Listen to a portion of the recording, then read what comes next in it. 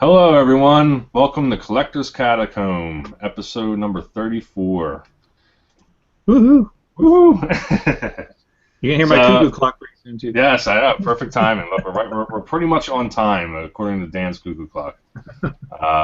So, thank you, everybody out in YouTube land for tuning in tonight. We got some, some of the same stuff that we've talked about before and some new stuff, obviously. Collector's Catacomb, we basically a bunch of collectors who get together bi-weekly to discuss our finds and collecting and hobby and, everything in between. So with that, I will we'll do a round table and let everybody introduce themselves. So we'll kick it over to Dan. Hi everybody, I'm Dan at moralstuff.com. Been a collector for many years and a picker and love going out hunting for stuff. So it all started from my collecting pretty much. I've got multiple collections of all kinds of things, and I kind of go through these little, I guess as you find stuff or whatever. So like right now, and I think maybe because of the hype of Star Wars, I'm kind of in my Star Wars collecting phase. I've been like buying all kinds of Star Wars stuff. Matter of fact, I just bought some stuff from Erik, something you're gonna see pretty soon. But just like little things like that. So that's kind of where I'm at. And I actually have some stuff I'm going to show tonight. Some stuff that I got on the Black Friday sales at the comic book store. Anyhow, so that's what I got, a YouTube channel. You can just click on my name there in the chat, and Moral Stuff. Dan of Moral Stuff is my YouTube name, and do some picking videos, haul videos, that kind of stuff. A little bit of everything. Whatever I carry my camera around, I'll stick it in there. So some interesting stuff to look at. Here we are. Thank you, Dan. And we'll kick it over to the Albatross. Yo, I am the Albatross, also known as Brian. Resell on Amazon, eBay. I'm going to be branching out to some other things, but more importantly, in this show, I'll be watching for your questions out there on YouTube to put them back here in Google Hangouts for these guys to answer. The moderator. The moderator. The sheriff. I don't have the controls to kick people out. Unfortunately, I think only Erik could do that, but we never had to do that. Oh, can I? Oh, man, all this time I didn't know. No, I don't know if you can do that. I think you can in here. I don't know.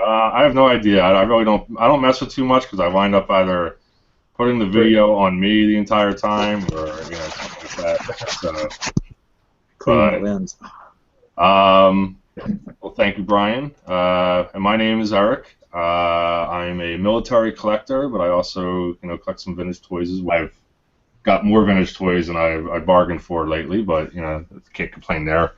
I collect military from World War I through Vietnam, maybe a little bit earlier than that too.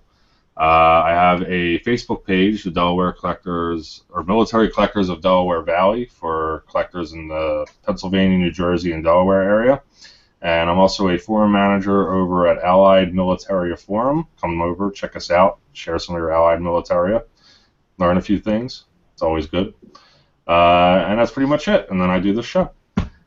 So tonight we have, like I said, kind of, some similar things, much as Dan mentioned. I think we have some, vintage toys that we're going to be sharing, and some other odds and ends. So, Dan, if you want to kick it off, by all means. All right. I have just a weird mix because let's see, 2 weeks ago. I don't know if I showed 2 weeks ago. I went to an auction, pretty big. We have a like a farm. It's a museum that does an auction over here, and sometimes they clean out some of their own stuff that they got in the barns and stuff, and so I always get some really nice antiques and stuff. Most of it's not in the best of shape. It needs to do a little bit of work and stuff, but anyhow, I picked up a lot of little things, and some of the things. Let's see. Well, first, get this down here. First, let me show you this. This is kind of a weird off-the-wall thing. I actually got this at a church sale. Kind of weird looking when it's all folded up. It's a poncho. It's actually all in good shape. It's not ripped. It's got a little yellowing to it. But what it is it's poncho. It's a poncho that they sold at the 1964 World's Fair for all the visitors, right? Because I guess it rained where it was at. But it's got a little World's Fair logo on it down here. It's kind of Oh, hard to nice. see. I didn't really quite know what it was. If you look at it, it's got all these different languages, and what it is and it does say World's Fair buried in here. There's a little logo here. It says World's Fair, little World's Fair emblem here, and then these different languages, probably from all the different pavilions that they had from all the different countries. So yeah, I looked it up. I thought this is kind of cool. So anyhow. It's not a plastic poncho. I'm surprised that it even survived because it's real thin. It's got snaps on the sides, and they're not ripped off, and nothing's ripped. But so 1964. I always like the history of the World's Fair because a lot of neat. I'm not even know how to fold this thing back again. This thing got messed up. I wad it all up, throw it over. I had a nice folded, just nice. It lasted what, 50 years, and then dang, Then I rip it for the first time in front of all our audience, right? Oh well.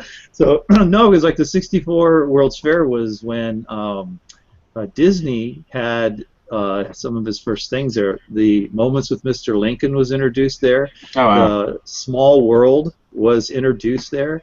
Autotopia was introduced there. So like about half of Disneyland before it was at Disneyland was at the 1964 World's Fair in New York City.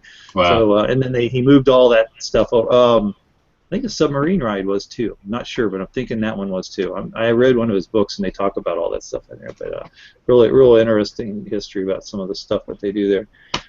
Then I went. I don't know. Did you guys go out Black Friday shopping or what do they call it? Thursday night? I don't know if that was Black Friday or. It's gonna be Wednesday before we know it. Yeah, I mean, I went out and just we went to a mall that's not too far from here just for something to do.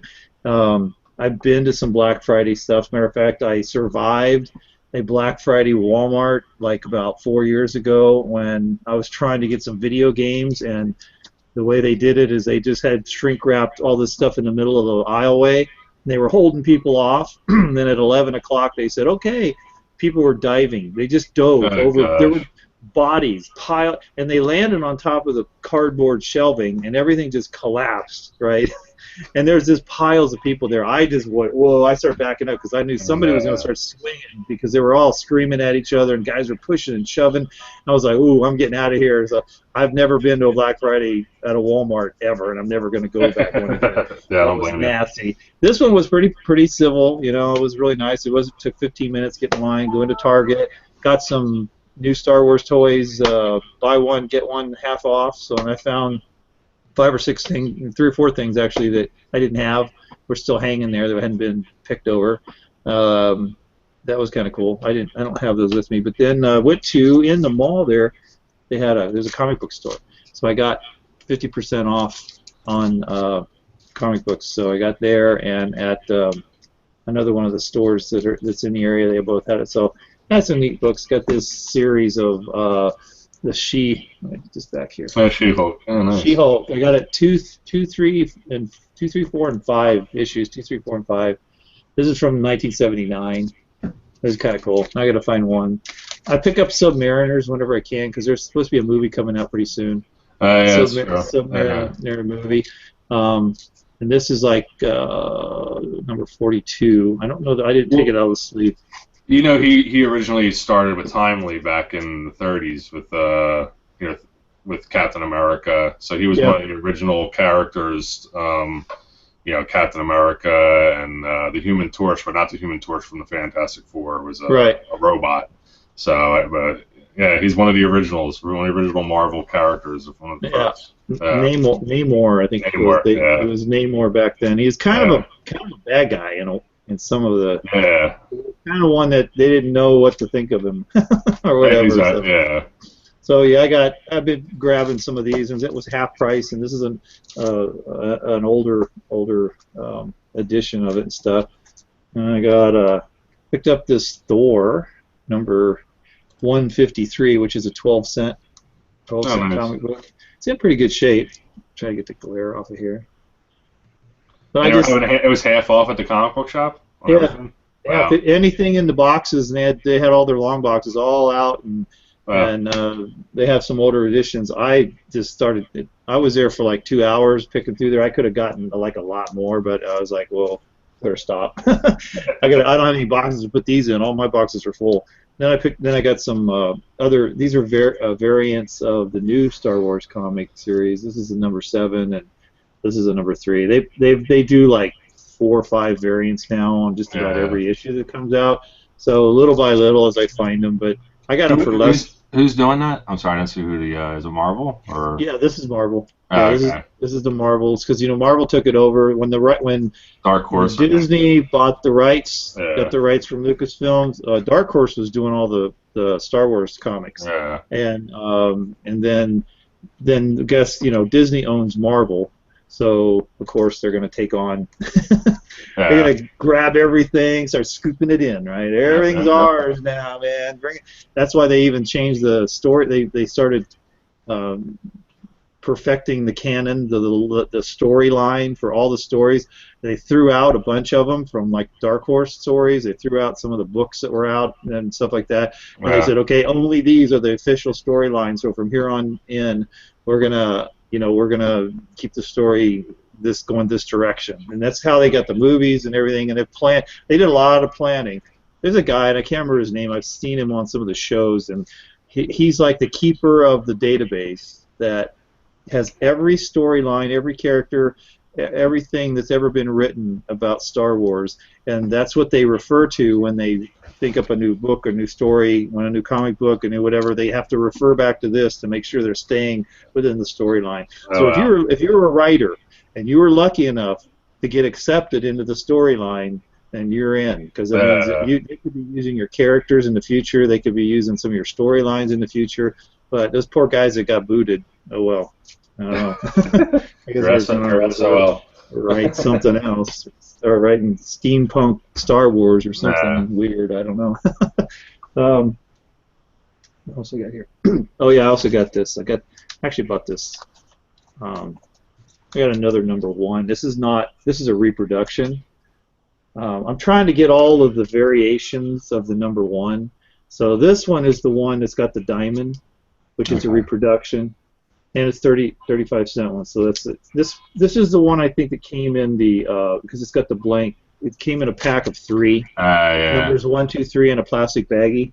Yeah. I think this is one of them that's in there. So I've got several. I got the one that says reproduction on the side. Got the diamond one now. I got some originals. So I'm trying to put together kind of a little display. And I didn't take a picture of it. Next time I'm going to. So I don't know if I ever I showed it here. I think once or twice. My TV guide wall. I have my wall of TV guides in a room that had once had a television in, so that was my TV room, and I decorated my wall with TV, and I built this rack system to set all these TV guides, and I had old ones in there back to the 50s. That all came down last week, and I've got a new system. I spread it out, so now I'm putting all my Star Wars card backs, the backs for the cards, which I don't have any here in front of me right now, and I'm starting in my comic books. My slabbed comic books are going up there too. So I'm changing it up a little bit. Nice. My Star Wars room is expanding. It's on like 3 walls now out of the 4, so I'm going to be running out of walls really soon. Just some other old little things, like I got this at an online auction. This is a program for the 1952 Indianapolis 500. Oh, wow. And it's kind of neat. It's got some really old, of course, the advertising. I like ephemera stuff, so there we got. See if I can go through this. Oh, look, there's a bra commercial, bra ad in there.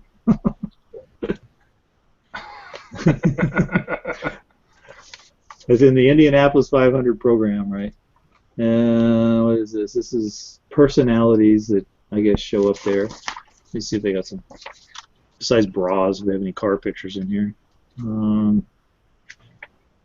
ads, some car ads. There's a Buick ad. Trying to hold this still. So you can see it. And then this is the the cars and the drivers and the average times. This is gonna be too bright. The cars and the drivers and the average times and all that. You know, it's a program. I like those cars. 1952. Hey Dan, I have a picture of your wall. Do you mind if I share it? Yeah, okay, go ahead. Yeah, I know. I sent it to. Thought I sent it to the group. It's actually changed a little bit since I sent you that picture. So here's Dan's wall. The wall of Star Wars and my Star Wars wall. 12 backs. Well, no 12 backs, right? These are all Jedi. Yeah, there's one. One. One in the top there. So I the bottom row is all my slab Star Wars comics, and those are the 1970s and 80s. Well, there's a couple of modern ones, and there's 2 modern ones I think in there, and then all of the cards. And I bought more cards, so that top row, the middle row is now full. Oh, nice. There's 2 full rows I've added, and now I'm swapping them out. I need more. I'm going to make some more of these little racks. It's just basically a piece of molding. It's a L-shaped, and then the bottom one is the top of the molding. So the card sits on the top. The top part one then is with the L shape down. So you can hook the top of the card up underneath there so it doesn't fall out. Okay. So it's like a little tiny shelf that your stuff won't fall forward on. And I'd use those for the TV. And then the only ones I kept my TV guides that were Star Wars related. So is that Bosk on the far second to the left? Yes, it is. Did you say you needed him? Because I have a duplicate of him. Not to get off topic here. Oh, you got one? Yeah. Yeah, I'm trying to match up the loose figures with them. I'm going to try to figure out how to display them, and I'm not sure how. But yeah, I have them. There you go. Oh, okay. I'll send you some more money, and you can send me some more. That's all good. Yeah. I didn't know you needed them. I was looking. I remember you showing me the picture, and I thought I mentioned Bosk, and then I realized that you didn't see it in your list. So I just assumed you had them already. I may not have because I may not have had that card then. I don't remember. Okay, I got you. I got a whole bunch still, a bit of it. This is Dan's baggie going out in the mail tomorrow. A baggie. Send me my baggie. Yeah.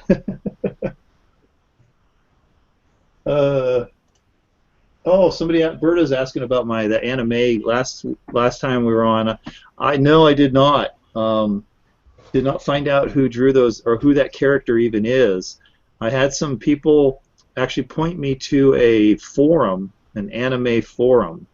And I have yet to put the picture on there. I went on to some Facebook groups that were anime related, but it was pretty weird. I mean, it was like the stuff they were talking about wasn't even. I don't think it was pretty weird. You got too weird. Believe me, I discovered a new world of anime that I didn't know existed. This was like not safe for workplace kind of browsing that I was doing when I started looking at this stuff. I was like, holy cow, I didn't know they did this. You're now a furry, aren't you? Oh my gosh, I might be. Holy cow. Hentai, yeah, we don't even talk about that. You just don't start, Googling some of this stuff. It's amazing what you find, But anyhow, no, I did not find. Thanks for asking, Berta. I'm still looking. I still have those things sitting somewhere. I kind of want to get rid of them, but I want to know more about them before I do anything with them. And I wish I could find out more. I might just, I don't know. If you have anybody you know. I mean, it was clearly for a cartoon. I mean, could they have been a prototype for a cartoon that just never materialized, or it had to have been like a television series. So I'm thinking it was in the 80s, and it was probably a TV show in the 80s. And I started kind of doing some searches for anime cartoons and stuff from that era, and I couldn't really find a character. I have that one couple good. The male characters are really good. You can see their faces and everything, and I couldn't match them up with anybody. I had when I posted it on the what did I post it on? Resellers? The thrifting board. Yeah, I think I put it on the thrifting board. Yeah. And I had 3 or 4 guys, people attempt to make a shot at it. And one guy told me, he says, well, you should go check out this forum. So I got on the forum, and there's a place where I could probably upload the pictures and just ask for it. So that's the next thing I'm going to do. I signed up for it. I don't know if I even got accepted yet. I haven't checked back. But anyhow, all right. Let's. What else I got here? Oh, I got some these cool. Like 8mm movies. I got these little small reels. This is kind of a cool one. I have not watched them yet. I need to get them on my viewer and check them out. But they're black and white, 8mm. Dan, are you able to? Do you have the ability to transfer, or have you ever transferred 8mm to digital? I do, but in kind of an archaic way. I just hold my camera up to. I have a little screen. It's like an angle. So I put it in front of my projector, and then I set a camera up on a tripod. The only problem is the frame rate of my projector is different than the camera, so there's some flashes. You get that line thing going. I have a friend that has a projector that has a variable frame rate on the projector, so you can slow it down and speed it up, so you can adjust it to where you don't see that. You match it to your camera. Oh, wow. And that's the way they do it. They have to be able to match it so you don't get that flash, because in between you're seeing the frame in between each frame. But these are black and white. But this is like a space related one. This is like astronaut stuff. What I'll probably do, maybe I was thinking about taking these. If I do make these, I take my camera and I'll put them on YouTube, because if I sell them, I put a link in the listing to the actual film. Video. Oh, yeah, so they can see it. I've sold a lot of Disneyland home movies that way. I have some things up listed now that I'm still looking to sell that I do this with, but that's kind of cool. I like these. These are commercial ones. This is Abbott and Costello. Yeah. And then this is like Born Free. So that's from the movie. So it's probably just like, it's not the whole movie. It's like scenes or whatever. This is only a 3-minute clip. This small reel is about 3 minutes is all this is. So like this, the American in Orbit is probably like a newsreel kind of thing. Okay. Just showing scenes of, John Glenn or whatever. I don't know what year this is. It looks like about late 60s, so it's probably about right. Anyhow, that's kind of a cool thing.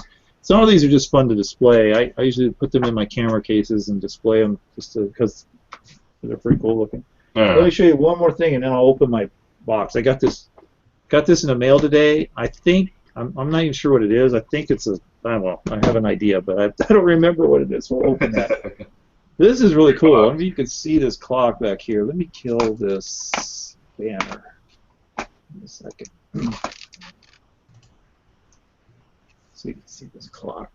It's really kind of heavy because it's solid wood. It's an oak. It's a German clock, and it's made out of like a mahogany or something. And it's got wood inlay down here. Let me see if I can grab the camera and bring it a little closer. It's a wall clock. It's as big as the top. Like, here's my hand. It's as big as the top of like a grandfather clock. It's got these little gargoyle guys right here. Kind of a clown face thing. That one here. Oh, I think it's the only one that's got. It's got these wood. This is wood put on here now. It needs a little bit of work. It's got some. This lip is a little cracked. The wood needs some work. It's really old. I bought it at a clock show last month that I was at, and I like this. So it's really unique. It's just got a really, really unique thing. Now it's a time-only clock, which means it only does the time. It doesn't chime or anything. So you see this thing is huge, as big as this is. Let me show you what it looks like inside. If I don't knock it over. I had a hard time. This is just kind of teetering here. I was going to say, yeah, it's kind of... It's just leaning here. Oh, wait, maybe I just pull this open. If I can do this without... Let's see if I put this...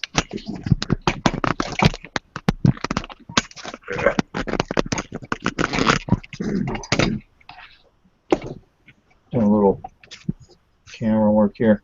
There we go. I have 2 hands. So you open the front up. It's huge inside of here. It looks like totally empty. But if you look, there's the movement right there. That little tiny clock. On all that space. This little tiny movement. Let me see if I can. So you got this giant box,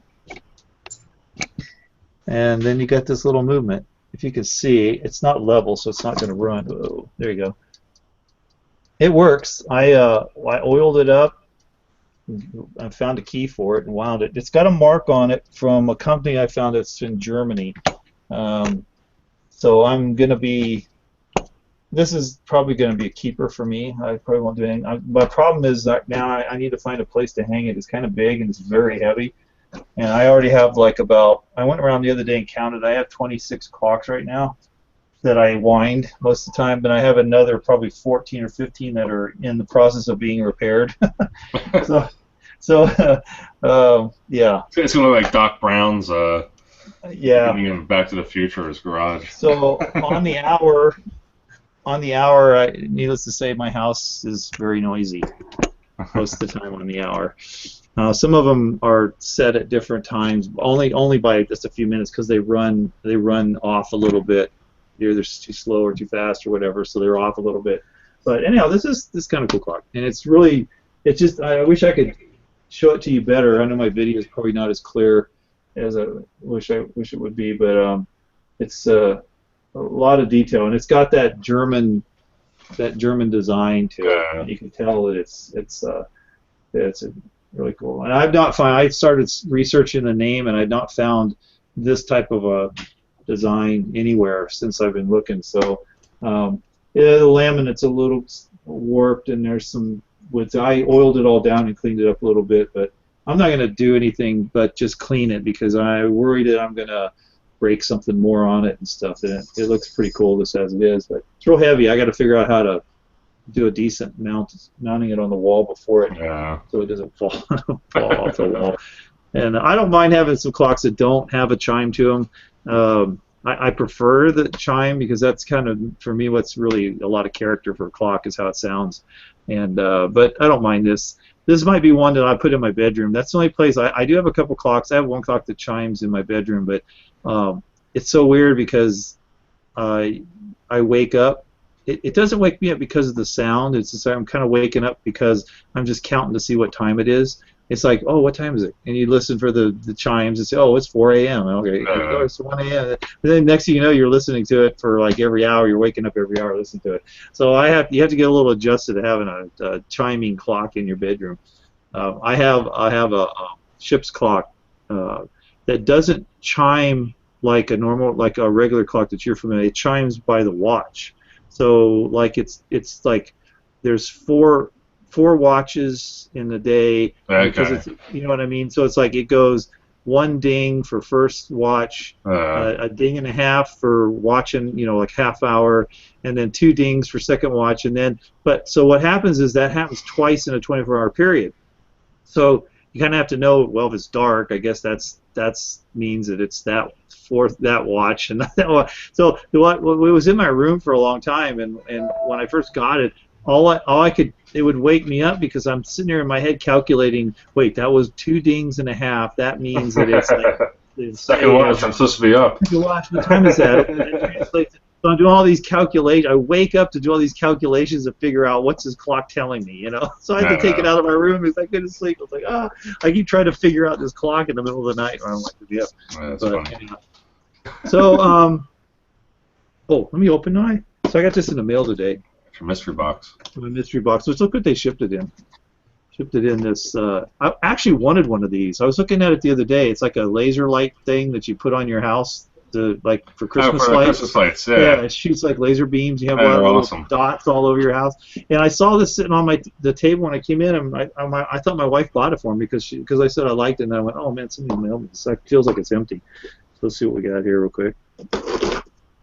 God, I hope it's not something bad because I have no idea what I'm showing you guys. Maybe it's my anime. It's your weed stash. Yeah, your hentai. It's my anime collection I just bought. Just a pound of weed from Mexico. Yeah, probably, yeah.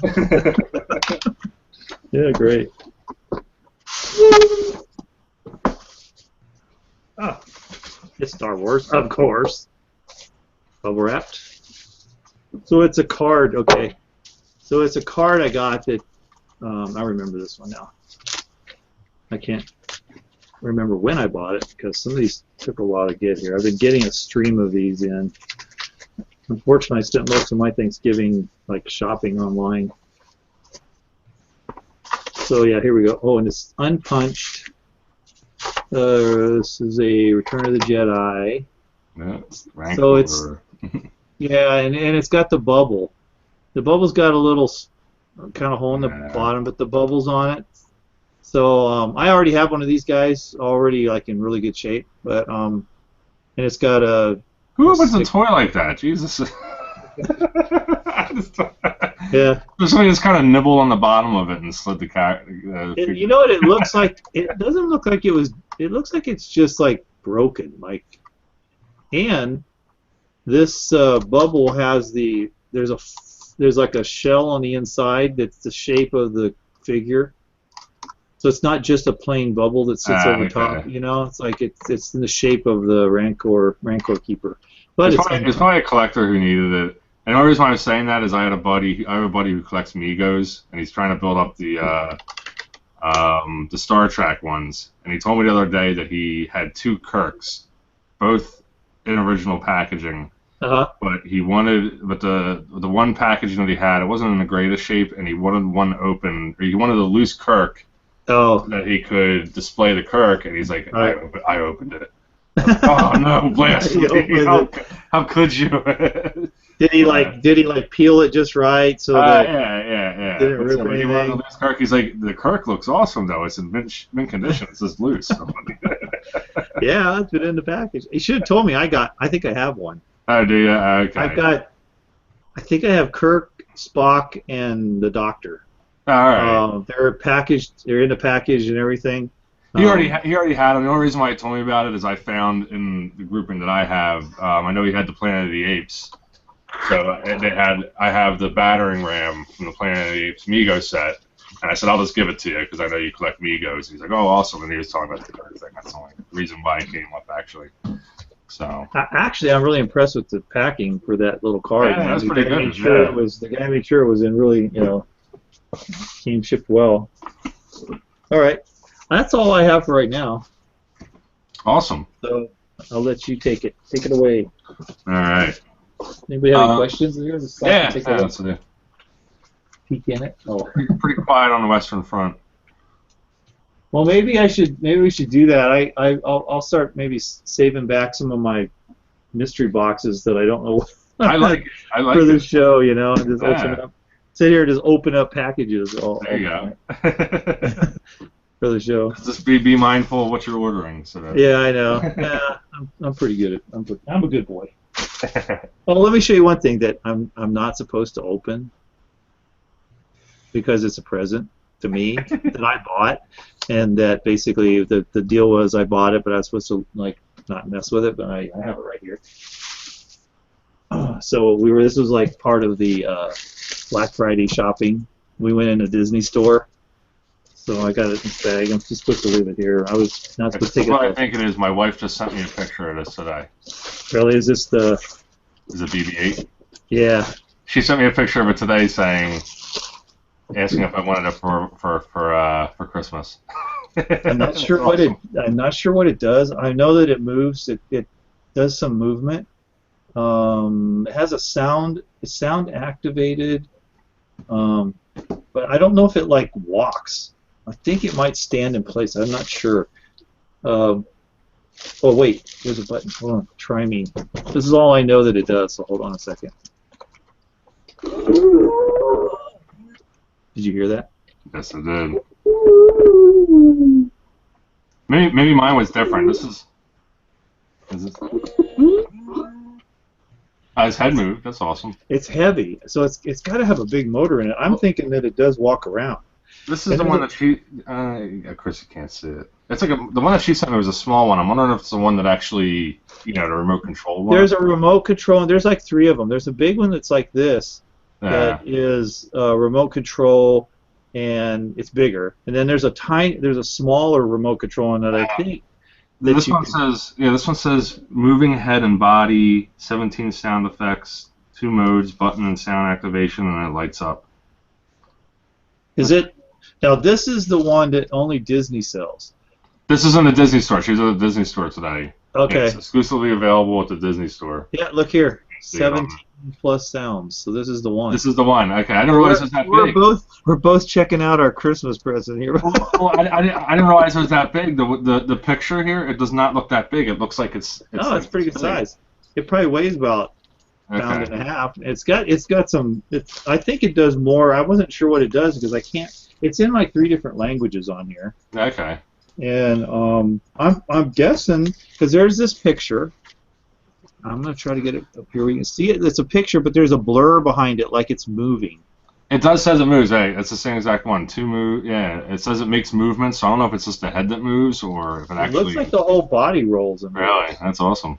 So this because is the ones that they have at Target that I've seen, the moving ones, and they're like $100 and some, but they're about this big, and they're ones that roll around and a remote control and everything like that. So. Yeah, and they have a remote control. This one. Yeah. There's a little light. There's light lights. That's pretty cool. Awesome. Got a bunch of different sounds. My new shirt. Oh yeah. Yeah, I have a feeling this guy is going to be the star of the movie. Yeah. He already is pretty popular. The toys for anything, like even the sets of figures that had a BB-8 in them, those sold out really quick. I tried finding one too. Yeah. I think it was what's the girl's name? She had it with her. Ray. The 6-inch Ray has a BB-8 with her. Yeah. And then there's several 3 3/4 inch figures that have. I just got one that's weird. It's got 2 new characters that it's in the new movie that I'm not sure who they are, with a BB-8. And then there's a 3-pack. And then there's another 3-pack with the BB-8 and and Ray, and I think I can't remember. I don't remember what that one is. I have to go look at my stuff and bring it out. But I try to get one of everything just to have something to put up, and I'm taking them. The ones that are in the boxes, I'm taking them out of the box and doing little displays. I need more shelf space right now, so eventually I'll have some more shelf space. I can put little dioramas and set up some stuff, whatever. Nice. All right, so that's all my goodies. All right. Well, thanks, Dan. All right, so I have quite a bit to share. I'm not going to share it all. There's a lot of it, but I'm just going to show you. So this is one of those instances where you kind of you're talking to somebody and you tell them what you're interested in, and they say, "Oh, I have that too," and then you just never think it's going to materialize. So this was a woman that I used to volunteer with at a nonprofit, and she had mentioned that I had mentioned something about being interested in Star Wars and things like that, and she's like, "Oh, I have all my kids' Star Wars. They're sitting up in the attic," and I was like, "Oh, well, if you ever blow them out, I'd be more than happy to make an offer for them." So that was like 3 years ago, and she called me up 2 weeks ago, and she's like, "Hey, Erik, and we haven't even talked. Her and I haven't even talked in 2 years. She thankfully kept my number, and that's cool. But she said, I have my son here. He's pulling out all of his old figures. You want to come over and take a look?" And I was like, "I'll be right over. He'll be there in 10 minutes." So I took a ride over, and certainly wasn't expecting to find what I found, but so I'm gonna do a quick screen share of what the initial grouping was. So here it is, all laid out. Wow. So it's kind of a mixture. We have so I went for the Star Wars, and made an offer for the Star Wars. So that's kind of this little area right here, and she told me, "Well, you got to take everything. If you're going to take this, you got to take everything." And I said, "Well, what the hell am I going to do with all this?" So it's been fun. I've spent the past 2 weeks. You're going to play with it. That's what you're going to do. Yeah. Well, the past 2 weeks, what I've been doing is, you see this little box over here to the right. That's all parts, guns, and everything in between. So I've spent the past 2 weeks marrying everything back up to what it's supposed to go with. So over here in this area, that's all G.I. Joes. They're all 1980s G.I. Joes. And from what I found out, they're in the collectors community. They're called the ARAH, or Real American Hero version of the G.I. Joes. So these would have been from 82 to I guess they continued them into the well into the 90s and maybe even into 2000s. But all the figures and vehicles here are from the 80s.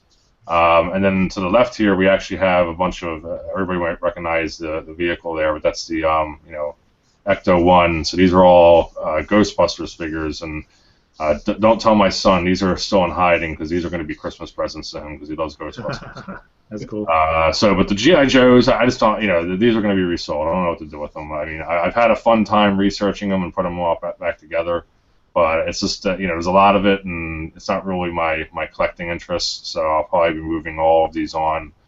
And then in the back here, this one's pretty interesting. This is, it looks like the Ewok Village for anybody who's familiar with it, but it's actually from there was a 90s film called Robin Hood, Prince of Thieves that starred Kevin Costner and Morgan Freeman.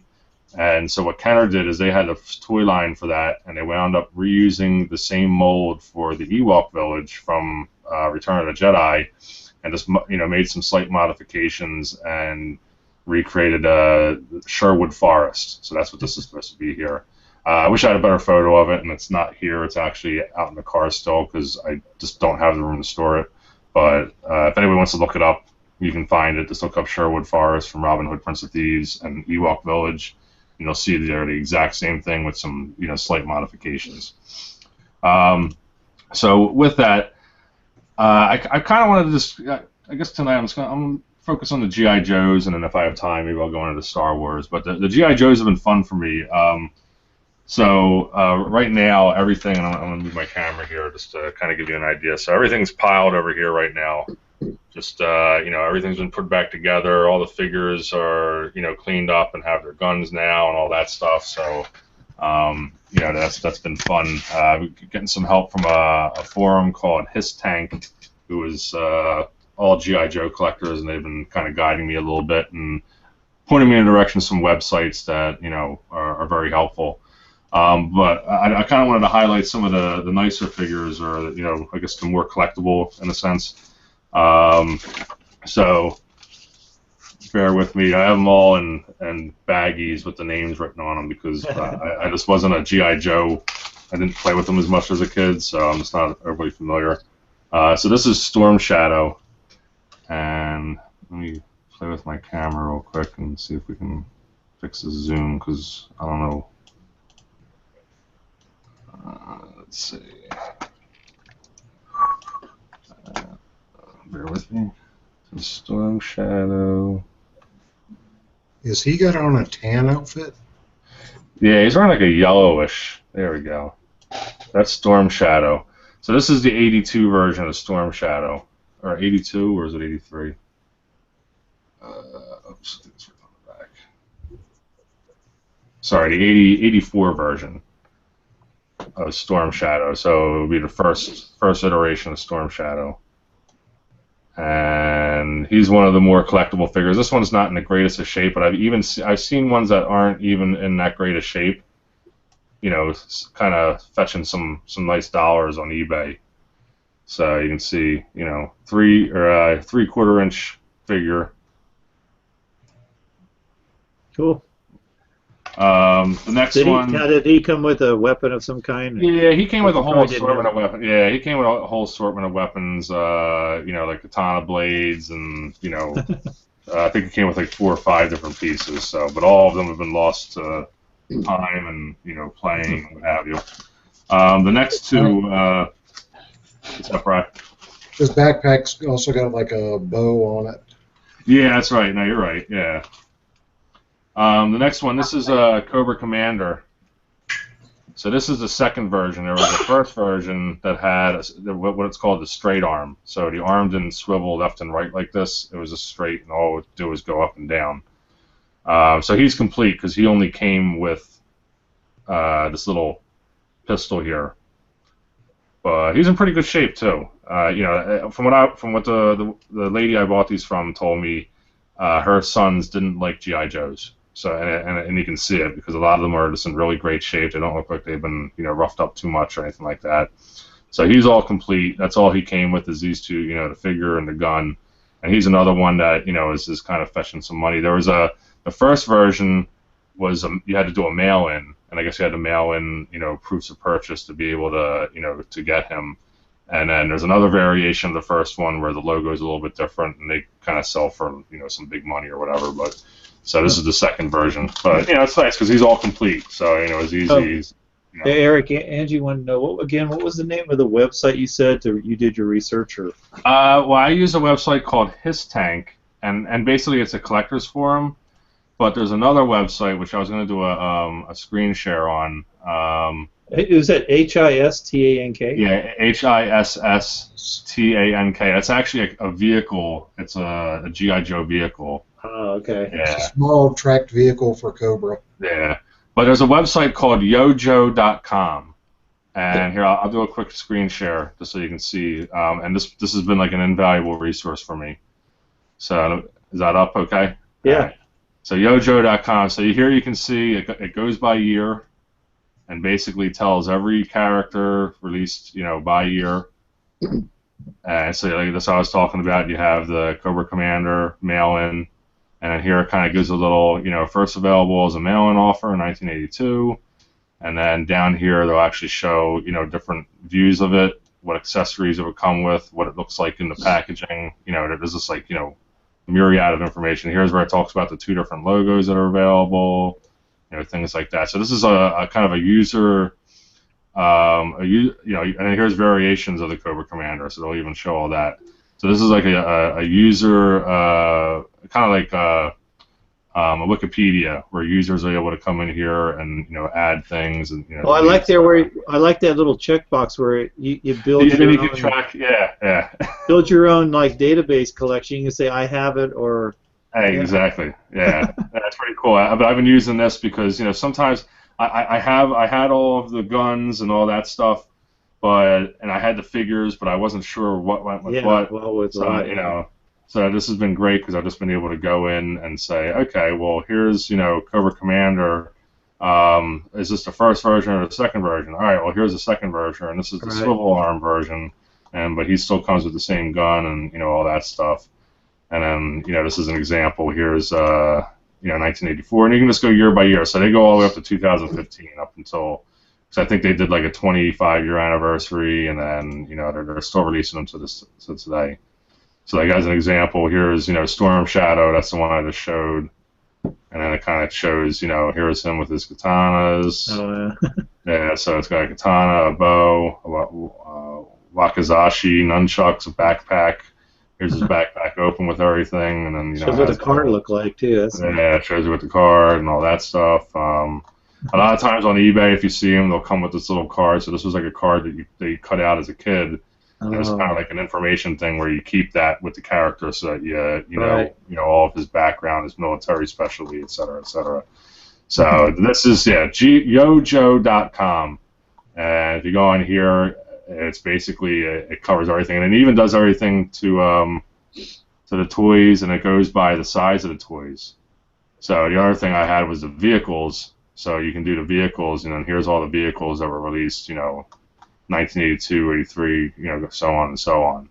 So, and then even in that, it'll show all the pieces that come with it and all that stuff. So, great resource for GI Joe stuff. Hope that helped, Angie. She said she's got some GI Joe, so she probably can go on the site. All right, perfect. There you go. So she'll go on and do some research there. It's cool. All right. So, so one of the other characters I wanted to show, this one's a cool one because this will be the last Joe that I show. I'm actually going to do a little tutorial because one of the things that well, I'll get into that in a second. But so this is his name is Keel Hall, and so he nothing really special about it. He's an admiral, just an ordinary guy. But the interesting thing about him is he came with the and hold on, let me pull up my screenshot so I can show you this thing because it's monstrous.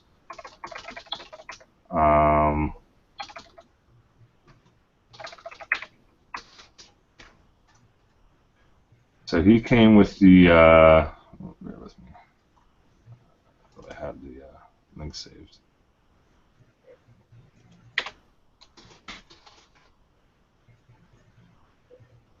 He came with the USS. Here we go. The USS Flag. I have it. That's not the picture I wanted. But... So he came with the USS flag. So I'm going to do a screen share real quick. And this was basically, hold on, the most monstrous toy ever created. All right, here we go. USS flag. So here it is. Oh, so yeah. This thing, and this to give you an idea of scale. So you can see Admiral Keel standing in the, Isn't it like 6 feet long or something like that? It's monstrous. So you can see him standing in the communication tower. You figure he's about 3 inches tall. So it kind of gives you an idea of how big this thing is. It's just monstrous.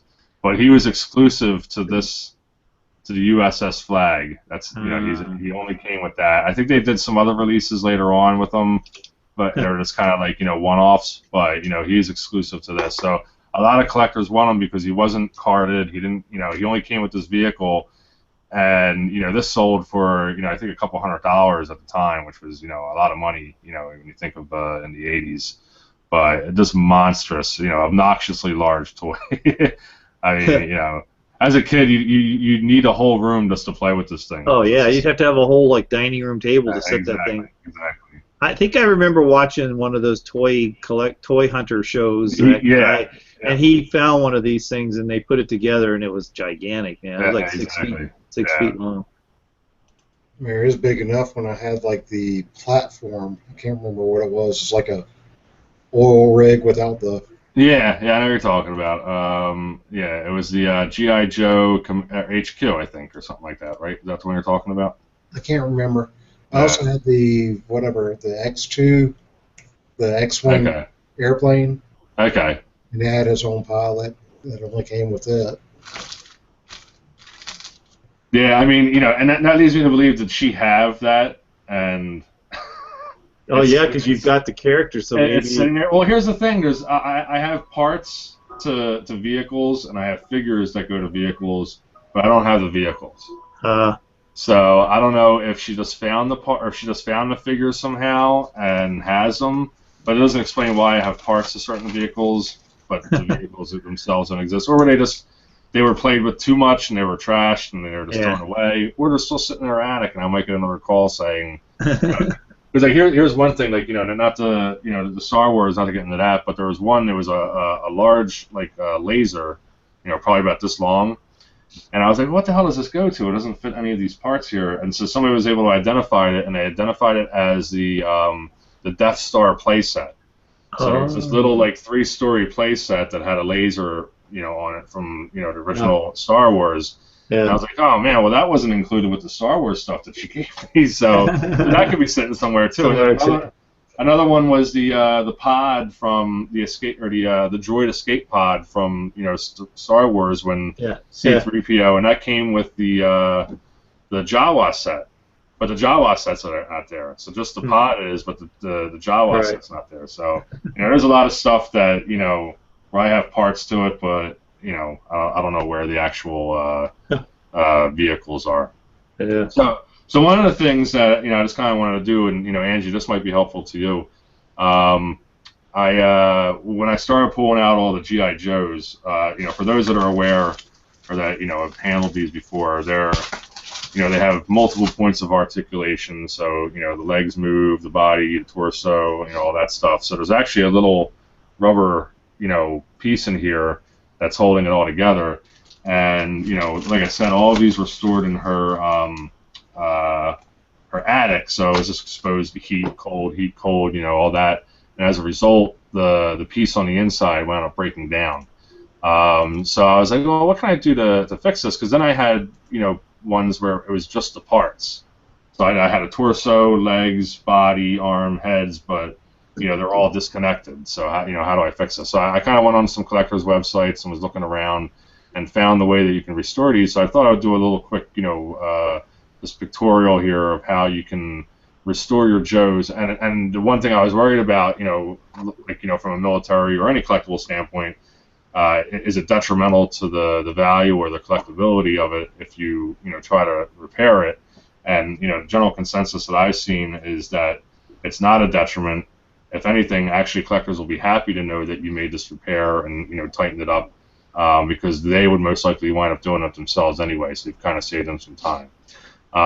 So what I'm going to do here is just a little little tutorial of how to repair your Joe. So so here are the parts that you need. You need this a Phillips head screwdriver, a 3/8 inch rubber O-ring, and most of these you can get at a plumbing supply house, or actually there's G.I. Joe websites, collector websites, where you can buy a lot of these parts. And then of course you need your Joe figure. So next up, I just want to make sure this is going through. Okay. So step one, you want to turn your Joe over to expose the screw located in the back, and then you're going to use your screwdriver to remove the screw. But you also want to be careful that you don't strip it. However, if you do, there are replacement screws that you can pick up. So what this is going to do is it's going to separate the front and back torso, which kind of releases all the parts. So to do that, you're going to kind of want to wedge your screwdriver, in the back here, in between the, I guess the torso and the pelvis, and gently pry apart the two pieces.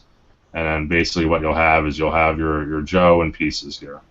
And this is where you'll see what the problem is. So you'll see that I already replaced this O-ring before I did this tutorial, but the one that was in here before, it was already broken, and it was all dried up and everything. It was actually adhered to the little hook here. So you want to remove that, and you want to put your new O-ring on, and just attach it to the little hook here. And then what you're going to do is you're going to put your pelvis piece back on, slide it in, and then kind of use your screwdriver to hold the O-ring tight so that you can slide it on and it stays, slide the pelvis on so it snaps in and it stays in place. Because otherwise, if you try to pull it through with your fingers, it slides all over the place or disconnects. A couple times of trial and error to figure that out. So then the next part, you're going to take the back piece. So this would be the actual back piece of your Joe. And then you want to slide the O-ring around the screw housing and then just kind of push it in. And if you do that, you'll create enough tension where it'll actually stay in place. Next step is just to take the front piece, or all your other little pieces, your arms and your head and everything, and you're going to want to put them back in the where they got to go. And then once you've done that, you're going to put your chest plate back on, and then you're going to turn it over, and you're going to tighten that screw back up, but not too much because you don't want to crack the torso. And then voila, you have a happy Joe. He's all put back together, nice and tight, and you haven't damaged anything. And actually, if anything, I think he becomes, you brought him back to life, and he's a little more collectible that way. So those O-rings, are those just like gaskets, faucet gaskets, or? Yeah, pretty much. I mean, they're 3/8 inch, they're about this big. So like I said, I went to Sears. I probably paid a little too much because I didn't want to have to order them and wait. So I think I paid about 23 cents an O-ring. So I needed about 40 of them. So I think I spent a total of like $10 or $12 or something like that's that. Cool. Yeah. So that wasn't too bad. I figured if anything, $12 to kind of increase a little bit of the value. And for me too, I'm anal retentive, and I like to just make everything as perfect as can be. So But money well spent in my eyes. But you can buy them, from what I've been seeing, like on the G.I. Joe websites, or even any hardware store. If you order them online, you can usually get them for like $5 for a box of 100 of them. So even if you're finding these at yard sales and you regularly see them and pick them up, it might be worthwhile to pick those up and just have them on standby, for when you have to do any of your restorations. So I have one more thing I wanted to share, and I said I wasn't going to share Star Wars, but I really need to, because this is kind of like the highlight of the collection, minus the figures, because there's about 50 figures that I got too. But this is the 1979 Millennium Falcon, and so I got this, and I didn't think too much of it because I've seen them before, like selling for like $20, $30 or so. But then the more I kind of looked at it, I was like, this thing's pretty complete. I mean, it's got everything. The only thing that I can see that are missing is there's a little glass piece or a plastic piece that kind of sits under here, and attaches to this. And you can get them on eBay. I'm watching one right now, and it's at around $3. I'm sure it'll go up a little bit more, but they don't go for too much. And then obviously it's got its gun, the turret gun, it's got this, and all the stickers are for the most part still on it. Which I was amazed at. It doesn't even look like they're really. There's only one that has like a little punch mark in here. Yeah. But other ones that I've seen are kind of similar to that. So for those, the only other thing I did try and test, there is a sound thing here. I put batteries in there, but I wasn't able to get it work. So that's the one downside. Did you have the inside? You have the table and. Then Here's the thing. Yeah, so I have the inside. Oh, there's the okay. There's the. I'll get into that in a second. Okay. Yeah. So so it has so this part, the tetherball thing, or we'll get into that, and the strut here were in the box of mixed parts, and it was actually today that I was sitting there and I'm like, all right, what do I need to get this back to 100%? And I started seeing parts and I'm like, oh, I remember that was in the box, and then I remember this was in the box, and I remember this little blue piece was in the box. I'm like, oh, that's the strut. So I'm actually missing one of the struts. So I might pick that up just to complete it. And I'm actually watching the table. There's a little table. And if anybody remembers from the movie, it's when R2 and Chewie are playing that chess game. And that's the table that would sit there. But you can see all the stickers are in here. Now, this little tetherball, I saw this thing, and if I didn't know any better, I would have thrown it away. Because I was just like, what the hell is this thing? It looks like something that, like... That's the piece that's missing the most from the Millennium Falcon. Exactly. And when I saw it in the box of all the stuff, and let me just, I want to zoom in just to show everybody how ridiculous this thing is, and I'm going to explain why it's ridiculous in a second. But so here we have this little, it looks like a little, it's actually kind of looks like a, what's it called? What are the balls that, like a disco ball or whatever, but black. And it's just this little plastic piece with a string. So this is what's supposed to be in the movie where Luke's doing his training, and there's that little ball, and he's trying to use the Force to, for the first time to, hit the ball. So this was in the box, and I thought, this is just trash. It looks like something a kid just made. And so then I start looking on eBay, at what pieces I need. I'm like, I recognize that. I'm like, holy crap, it's in the box. So I go down and get it. And why I was so excited, this little piece right here, and I know we don't talk about prices, sells anywhere from $40 to $80. Exactly. Yep. If you wanted to buy, I'm not even talking about that's what people are asking for it. I'm talking about if you look at sold listings on eBay, this little piece here, $40 to $80. Is that insane or what? But I can see why. It's the one piece, like Dan was saying, that goes missing, when with the whole set. So I was beyond excited when I saw that was in there. I was like, there's no way that I would spend $40 to buy this piece to complete this set. So the fact that it was there, I was like, that is awesome. So this was nice. It was a nice little surprise. I mean, overall it's in great shape. There's no cracks. There's no, there's a little yellowing from age and everything, but to have it this complete and the parts that I need, I might have to spend like $20 to. I think the struts are the most expensive. They go for like $10 to $15 on their own for a single one. And what's a table go for? You know what? The one I'm watching is at $4. Yeah. So and there's like 3 days left on the auction, and there's two of them. There's two of them by the same seller. I see a lot of those. Yeah, so I'm hoping that maybe one goes high and the other one goes low, and I luck out. I'd probably spend like $10 to get it just to complete the whole thing. And even these look like they don't go for too much either. Actually, it's not even the plastic piece. It looks like the whole assembly. But I would probably take it out and keep this one because it's the original piece that came with the set. But it's even got the little seat here. That's in there and everything. So I was really ecstatic when I saw it because at first I just kind of dismissed it, but then when I started seeing how complete it was, I was like, wow, this is actually in pretty good shape, and it's more complete than I thought it was. So I was really excited about that. Yeah, that's cool. Yeah, but the ball, I was just like, that's insane. $80 for a little, Exactly. I literally thought it was something like a kid made. Like, what the hell is this? Because I remember as a kid, you used to make, you'd be playing with your action figures or whatever, your toys, and you kind of make like different weapons for them and stuff like that.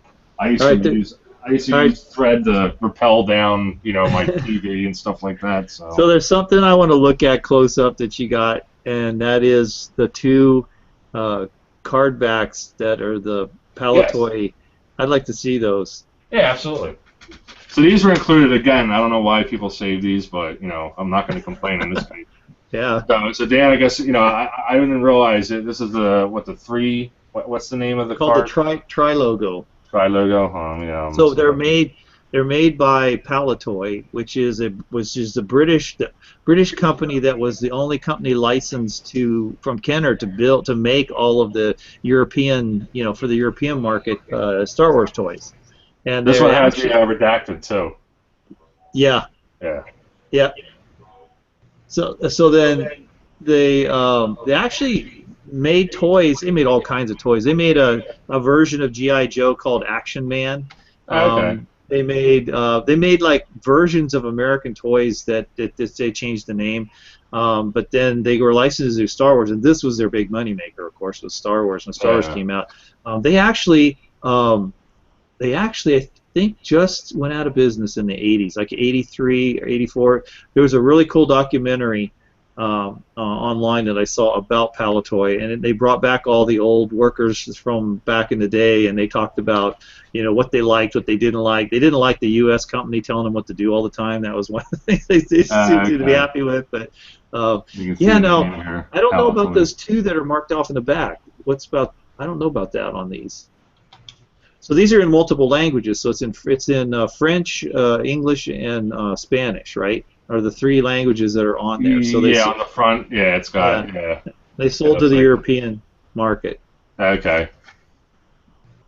So that's really cool that you got those. Those are neat. I didn't realize. I was looking them up, and I had no idea. I mean, I thought it was kind of weird that I had the three, different. Well, because when I was looking at the figures, I noticed that there were some figures that were made in Mexico.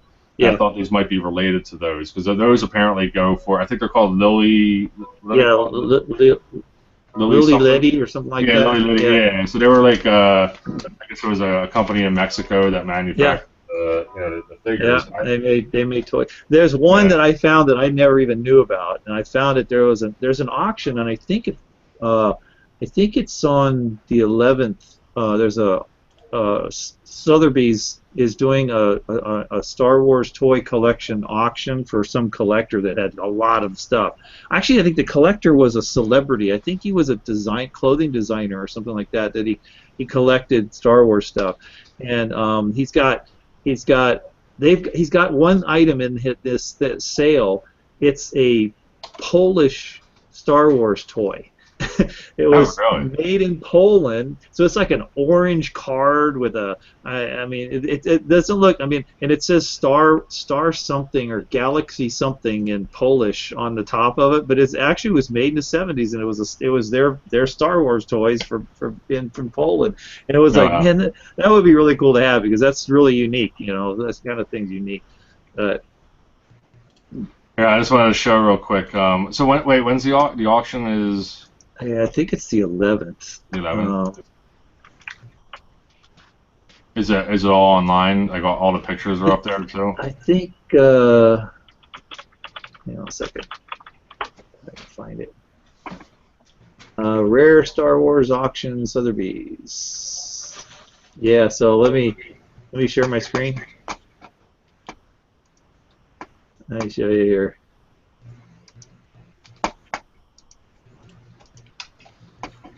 And here we go. Yeah, it's December the 11th, and I believe you have to register to bid, so you can do it online.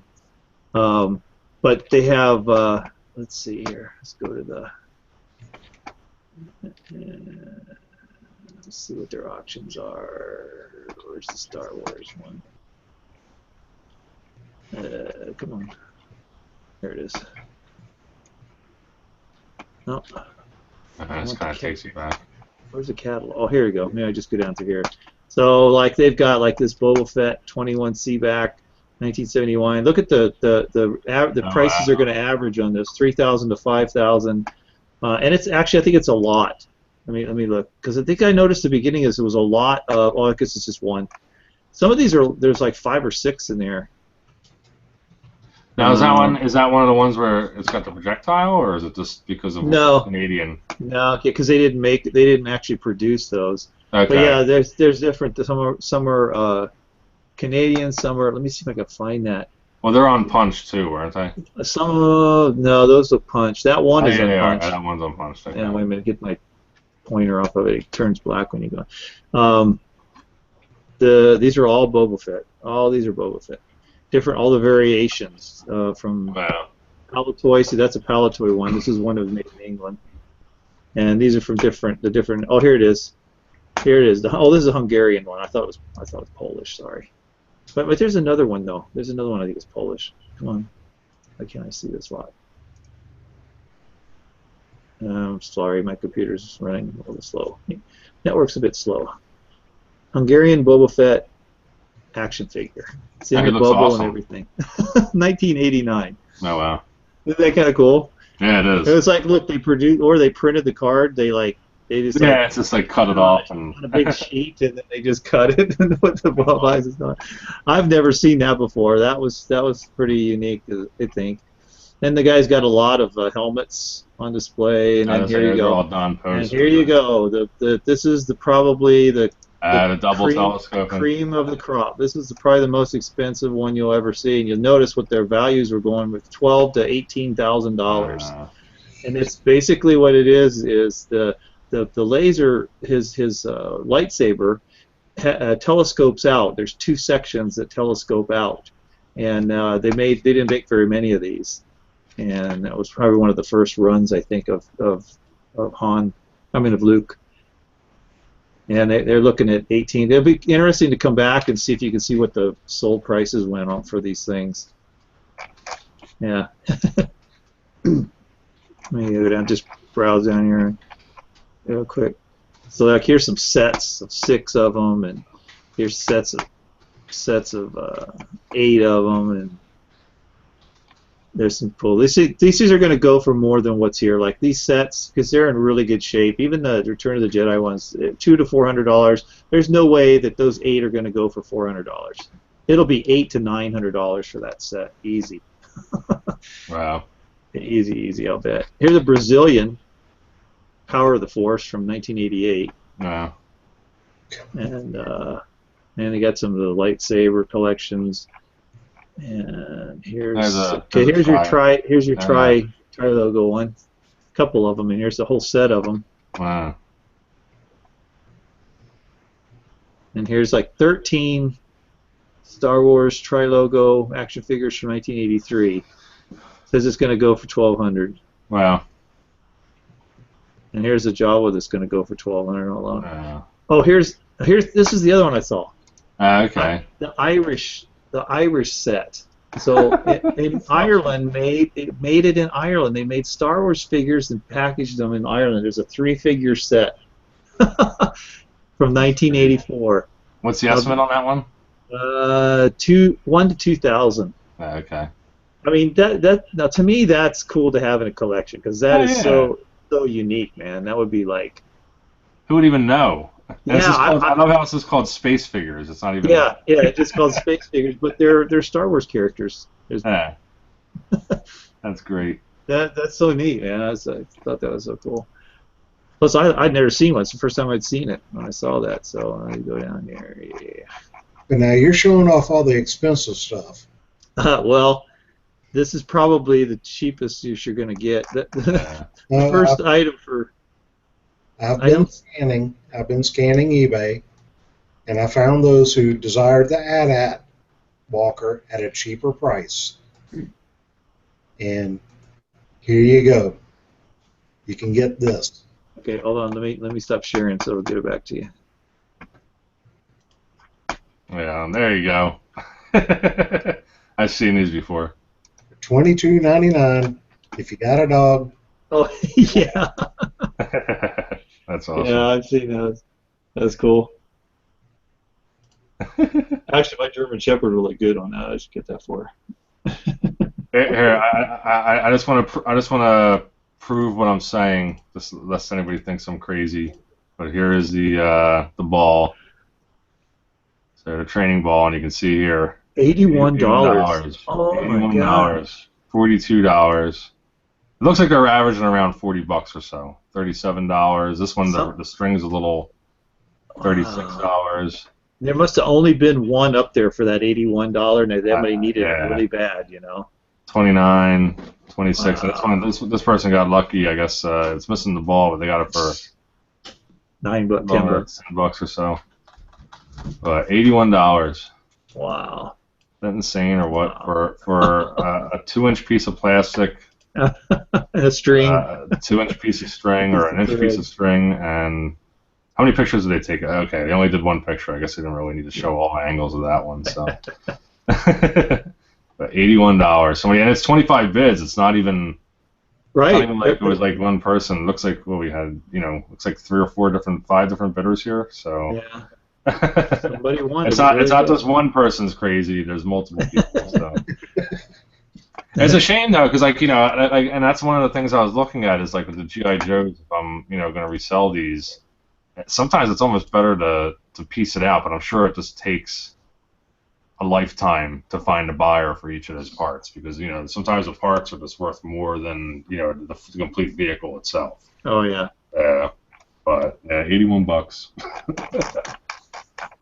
Yeah, I have the Millennium Falcon for Empire Strikes Back, and it's got all the parts in the box, but I'm looking for the manual. I need to find a manual. I need to find a manual for it to shove in there. It has its original decals, except they're not carded. They're already put on it and stuff. But, okay. Yeah, this is a hard one because I was gonna let it go, but then I keep looking at it like, oh, it's all complete. When am I ever gonna find another one like that? And we have to pay an arm and a leg for it. And then I'm like, where am I gonna put it? Yeah. And then my kid's growing attached to it, and I'm like, well, I can't really have him play with it if it's a valuable collectible, and so it's just kind of a you hang it on his ceiling, from the ceiling in his room. Yeah. Just as a display. Yeah. Put them all up there. Hang them all up there, so he's got this whole Star Wars thing going on in his room. Well, he got his first poster. We got him. I picked up Star Wars Battlefront, and it came with a poster. So cool. Yeah, we put a poster up on his wall. His first poster was a Star Wars poster. Did you get it for the what game did you get it for? Battlefront. Or did you get it for what system? Oh, PS4. Okay. Yeah. Yeah, I only have a 360, and they don't make it for 360, so I'm going to have to get it for a computer. Okay. Yeah. Yeah, it's fun. It's you really have to be into the online. That's the one thing I didn't like about. I like playing the not to get off topic, but I like playing the campaign mode where you just kind of do it all yourself. Yeah. But they don't have that with this. It's all you're basically just doing your best bet if you're gonna get it. It's for online play, so you want to play with other people because it's just a straight shooter and missions and But I was kind of disappointed I didn't have a campaign mode with it too. So you kind of just go solo and do it yourself. Yeah. But awesome graphics. Yeah, that's what I've seen. I've been watching. Before it came out, I was looking at all those demos on YouTube. Yeah. They had a YouTube demo of it where you could sit there and watch them run through the different battles and stuff. I was like, wow, that is so cool. Yeah. Oh man. Well, I'm not a huge game player. I've got all that stuff, but I haven't played in a long. I don't play very often. I don't either. It's funny because I used to love it, but there's just too much going on. Right now, the game that I'm hooked on is on my phone. It's the Star Wars Commander. It's an app. It's actually really interesting that you play against other people and stuff. Same kind of thing. It's like Star Wars Commander. It's called. I got it when I was I found out about it when I was at Celebration, and they had already just released it, so it's free. Well, it's one of these things. Okay, they say it's free, so it is free. You get it in-app purchases. But if you want to advance faster, because you need to buy stuff you're given a bunch of coins and stuff, whatever, to build what you need to build. But if you want to go faster, you go in and you buy it yourself. So that's where they make their money, because there are guys in here. I've not bought. One time I paid $5. Is all I put into this thing, just to get a few extra things to get bumped up, right? But I'm moving really slow, advancing slow. But there are guys that are like super advanced, because it's easy. You just got some money, put a couple $100 into it, and you can build this giant. You can have everything done. You'd be wiping everybody out. But. been on both sides. I've been on one side where I'm like, oh, I'm playing like Candy Crush or something. I don't play games on my phone anymore for the exact purpose, because I would play it. I'm like, oh, I just want to get through, and it's 99 cents. I'm like, all right, whatever, Yeah. But it starts to add up too. I mean, I wasn't that bad where I was buying stuff all the time, but I probably spent like $10 or something like that over the entire time playing the game. Yeah. And I was like, this is stupid. Why am I spending money on this? And you're not getting nothing for it. Exactly. And I'm just like, forget it. Well, this game, you could go through it and not spend anything. You just have to be patient. Most of them are. That's the thing. You got to sit and wait. Because it takes time to build up your coins or whatever. And now, unless you go and you attack in this game, if you go attack somebody, you take their stuff. You take a percentage of what they have if you beat them. So you can go if you keep, but then in order to build up your armies to go attack again, you got to pay money out to build. So it's like you this whole economy going on there that if you're patient, you can continue to play. For free. You don't have to put any money into it. So that's what I'm doing. That's why it's taking me forever to get to a decent level. I'm not getting wiped out all the time. Well, that's the appropriate way to play. You shouldn't be spending your money on. I was or when I did it. When I'm done, after I did it, I'm like, why did I just spend $1 on this game? Why pay any of my money? Because this is exactly what they want me to do. They want me to get sucked in and start, paying for this crap. So, but it is what it is.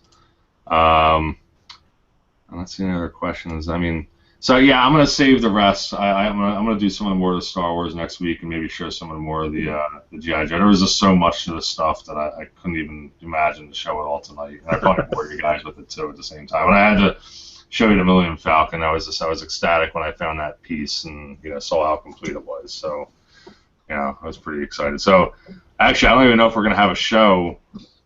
What's next week? The 17th. Well, it depends on what time you're going. I'm going to be gone. Yeah, I'm going to the 7:30 show my time, so I'm not going to be here. Probably right here because that's the release of the Star Wars movie. Yeah. So we're all going to be in line at a theater somewhere. I bought a ticket, but I don't have a seat, so I'm going to have to go to the theater. I think the theater I'm going to, they've basically kicked out every movie, and all the theaters, all the individual theaters in the massive multiplex is going to be showing Star Wars all these different times, right? So I got a ticket for 7:30 Thursday the 17th. So movie officially opens on the 18th, but they're doing the pre-stuff. In the afternoon. So we'll have to figure out a day because the Thursday after or the next Thursday is Christmas Eve, and then the Thursday after that is New Year's Eve. So obviously we're not going to do any shows. So maybe we'll try and we'll talk offline and figure out. We can do like an offbeat show, exactly. One off in the middle or something. We could talk about stuff, but otherwise we wouldn't be back until the New Year. So I'll be. What I'm trying to do is I want to be able to get out in the same day, if not the next day. Although I have to work. I'm trying to get tickets to go see the movie like three times really close together. So like go to one theater, go into the next, go into the next. That's what I wanted to do. Just get out of one, and then at the last one, I'd want to see it in 3D. I'm gonna eventually see it in 3D, but I'll do that. I like watching the regular vision first. I'm not a huge. I've done the 3D once or twice, and I like 3D. I'd rather just watch it. Yeah. I'm old school in that respect. I'm a snob when it comes to like HD.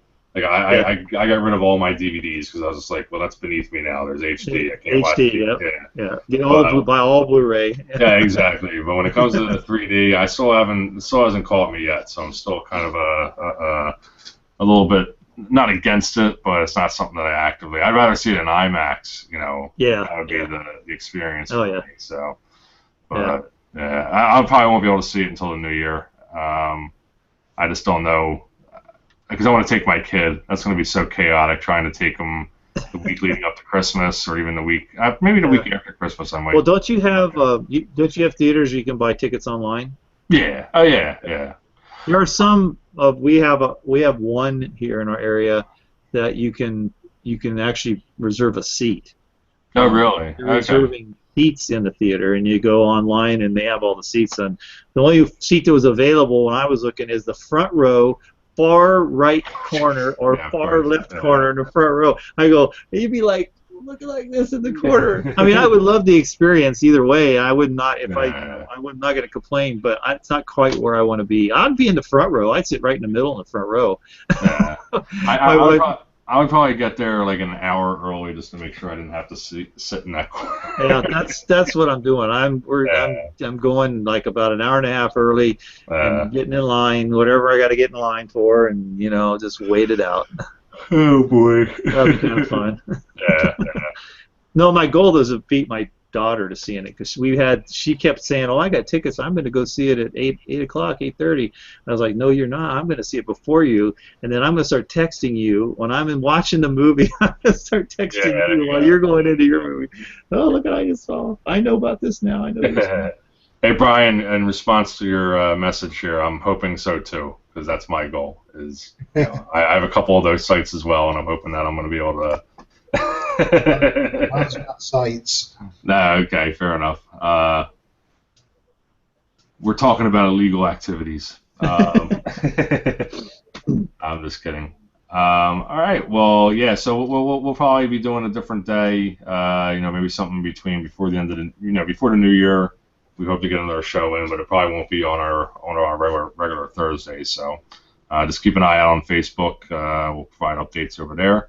And as always, we're always looking for other people who want to come on the show or share their collections. So that offer is always a standing offer. If you have something or a collection, you're more than welcome to come on the show and share it. If you prefer not to be on on the actual show, we can always get some photos and share it that way. So feel free to update the Facebook page or contact Dan, Brian, or myself if you want to be on the show. We're more welcome to have you. So that wraps another show. Thank you all for tuning in. Another show under the belt, and we'll see you sometime before the year's over. All right. Night, everybody. Good night, everybody.